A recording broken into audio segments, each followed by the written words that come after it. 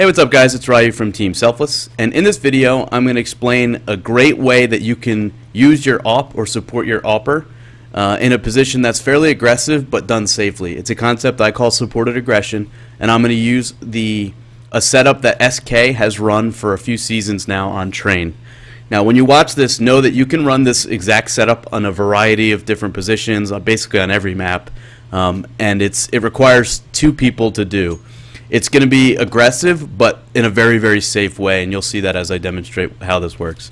So the first thing, there's going to be one player in this particular setup that'll stand generally in this area, and you just want to make sure that you can't be shot in the back from somewhere else on the map.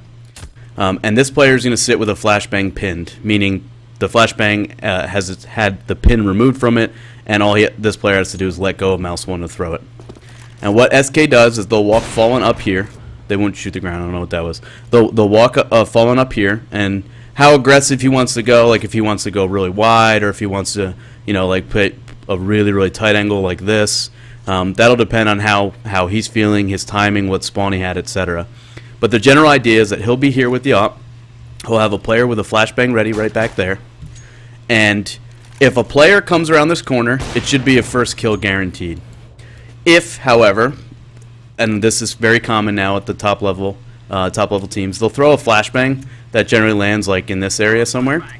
It doesn't take that bounce, but generally lands like in this general area. That'll blind a player that's taking this aggressive stance. Now, regardless of which situation happens, right? Situation 1 or scenario 1 is a player turns the corner, in which case, Fallen hits that shot and that player should be dead. The second scenario is a flashbang blinds Fallen. In either case, he'll shoot. And the reason is that when the player that's back here hears the shot fired, he's letting go of the flashbang. And it's probably not going to go that far. They actually have like a set lineup. I don't remember what it is. But you generally want it to be somewhere in this area.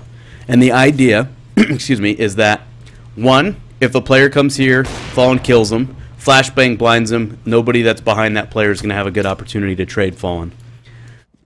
2, and I've seen them do this a couple times, if Fallen's holding this angle and he gets this kill, he'll turn from the flashbang like this. The flashbang will come over his head, usually behind him somewhere, and he'll actually peek again, take another shot, and then fall out. And sometimes that gives your team a 5v3 advantage pretty early in the round, because this is a setup that you would do towards the start of the round.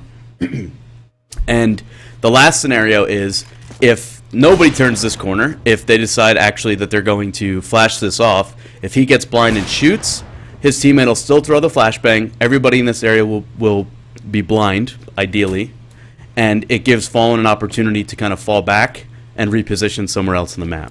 So it's a great way to get super aggressive early in the round, but to do so in a way that you're probably not going to lose a player.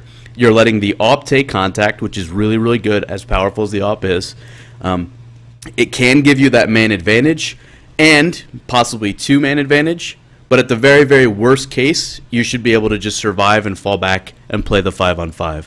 So it's what I call supported aggression. It's a very good way to leverage your teammates. It's not like a super high level, holy crap, I can't believe somebody came up with this kind of thing. It just makes sense. And I'm sure watching this right now, you're like, oh yeah, that does make sense, because it's that kind of a concept.